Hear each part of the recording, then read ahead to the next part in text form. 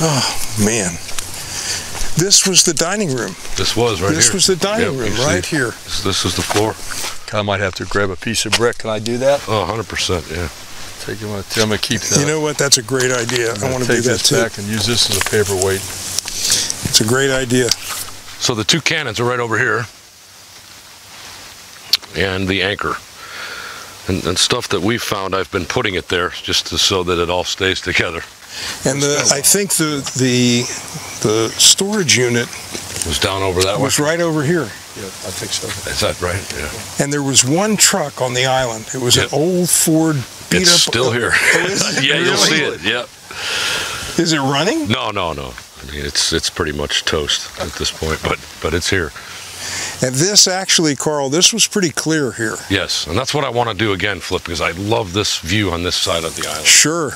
Are these Australian pines all new? These are pretty new, these ones here. These ones here. This was a big glass picture window right here. See, my youngest son, Tommy, who you met, he picked his acre in there because it's so quiet, and he wants to leave the pines. Right. Oh, okay. Just build a little hut down in there. Is this east road, is it still in pretty good shape? Yeah, it's not bad really. This will lead you right back up, towards the customs house. Right. And it's got like a tunnel of trees up in there. Cool. It's really quiet and cool. This was the old Queen of Thorns right here, the one with the flower. Yes, that's the Queen of Thorns, and don't touch that stuff either. Yeah. It's just so strange standing here right now. Yeah, no, it's just a real. Yeah, I'm trying to remember the last time you were here. You know what? I don't. It's been 20 years. It's been 20 years since we were here. Go back to the 90s. I think so. The last time we were here together. Yeah. And where was I during the millennium? I was in the Keys. Yeah, I think so. I think it was in the 90s. Yeah. And so then Mr. Applin, he passed away in 2002, I think. Okay. And then here comes the hurricanes. And Sure. So maybe it was 18 years, not 20, maybe 18 years. Because it was still running. Because it was before he died. Yeah, it could have been 20. Yeah, absolutely. It could have been 20. Yeah, holy cow. It's amazing what nature tries to take back, how quickly, Doesn't take long, does it? What are the big trees here, Flip? These are certainly here when... strangler figs, yeah. There's some beautiful trees on the island. It's amazing, and that have survived some major storms. And that you may remember, Flip, we'll see it, but there was a big one up on the tree that's all gone now, up on the hill. Yes, yeah. It's all gone now. Then I remember you'd go up on the hill, and at the very, very top of that hill, you could look down, and there was the fish cleaning house. Mm-hmm. Yeah. Remember, and the dive shop. And wasn't that where Mr. Applap's house was? No. It was. Oh yeah. Well, yes. Further up, it's up the hill a little bit. Yes. Great big pool. Oh yeah. Yes. That's all. You talk about nature taking over. That is completely taken over. God, that was such a cool. Jeez, we used to play pool up there. Yeah. They had a cool pool table, really old one with the big pockets, big leather pockets and stuff. It's all coming back, boys. The crazy thing was that these were, for me, I think I can speak for you. I mean, these were the shining times of our lives. This place lyrically led us on adventures around the world. We got to see places that we never would have seen, meet people that we never would have met, fish in ways that we never could have dreamed. I mean, if someone told me that I was ever going to be able to fish in New Zealand or Australia or Midway Island or any of these places, I mean, I've heard of these places, but Flip's never going there. And yet we were able to take thousands and thousands of people with us for 16 years to places like that, all because of this piece of brick right here. So what was it that inspired Walker's Cay Chronicles? It was that you'd fished so much here, or what was it? No, it's a crazy story. My wife was a flight attendant, and she was on a flight to Peru. The flight got diverted to Argentina, and John Applin was on that flight with a fly rod. And my wife sees a young man with a fly rod, and she goes, "Hey, where are you going with that fly rod?" He goes, "I'm going to go fish for trout in Peru." Jeez.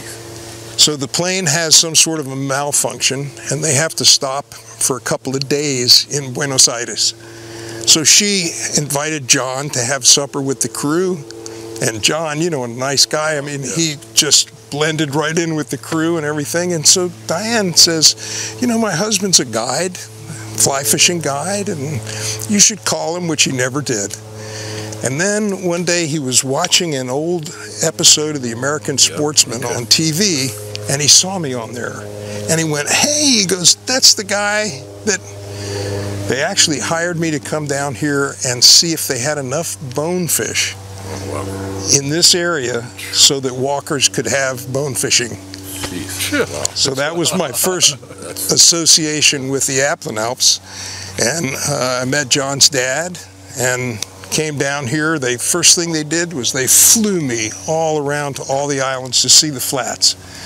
And then we got in a skiff and went to the flats, John and I, and started pulling around looking. We went, bonefish, muttonfish, permit. Wow. And there wasn't a bonefish kite at Grand Key? No. Then there wasn't any? Nobody. Nobody. From here to Abaco, there was nothing. Wow, jeez. That's hard to believe. So, anyway, there was the ABC American Sportsman. If you remember, it was sort of a celebrity-based show. They'd have a real outdoorsman with some celebrity that usually had no idea what he was doing. And it was an entertaining show, but it wasn't the real deal. And Walker's was not making any money, and Mr. Bob didn't really care. He loved this place for what it was, and he wasn't interested in that. I mean, I'm sure he did care, but I mean, he, in spite of that, he wanted this to be Walker's Cay. So we approached him.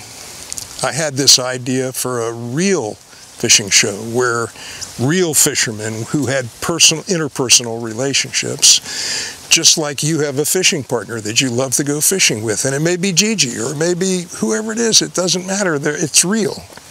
So we wanted to feature that, and we pitched Mr. Bob,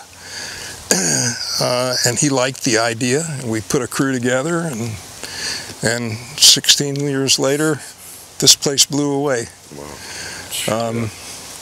So it was, getting back to my thought was what this place represented to us, to my life, to Dozer's life, and so many of us that were part of that little crew that did that show for 16 years. I mean, this place, I mean, I look at this and I get feelings that I can't even begin to explain. Oh, I'm just hesitant. And you have to be looking at it the same way. No, I mean, this place was in your mind since you were 12 years old. Yeah. So I was sitting right here looking at that picture when they were eating conch chowder. That's right. It was. I was just thinking back about the, I mean, you know, the magical times. You know what I remember? This is so crazy, and you probably remember this too. Somewhere within 10 feet of where I'm standing right now, they had a salad bar, and they would have a bowl of Roquefort cheese. A bowl of it this big. I don't know what they did with all that Roquefort cheese, and you could break it up in your salad. And good God, stuff. it was just crazy memories are just running back through my brain. Wow. Is it okay if we walk that path? Yeah, let's do that. It's a little dangerous here. Maybe we want to walk around here. Actually, I did want to show you real quick here if we can look at it.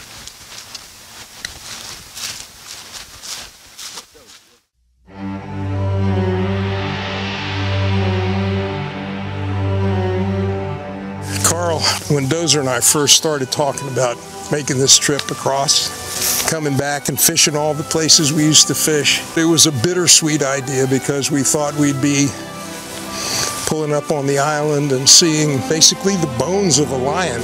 You came along and changed the nature of our trip. Walker's is a mysterious place. It's very, very unique. No other place like it in the world.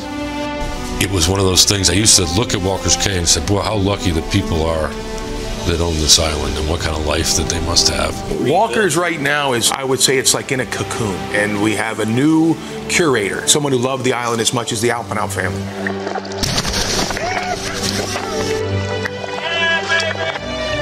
Everybody came to Walker's for the parties.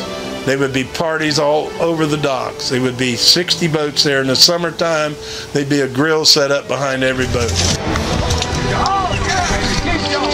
Our intent is to bring Walker's Cay to nothing less than it was in its full glory, and that is fishing, diving, and scientific research. This is a moment for me. And for us. Yeah. And I can't tell you how anxious we are to hear your dreams for this place, because, you know, our dreams for this place have come and gone.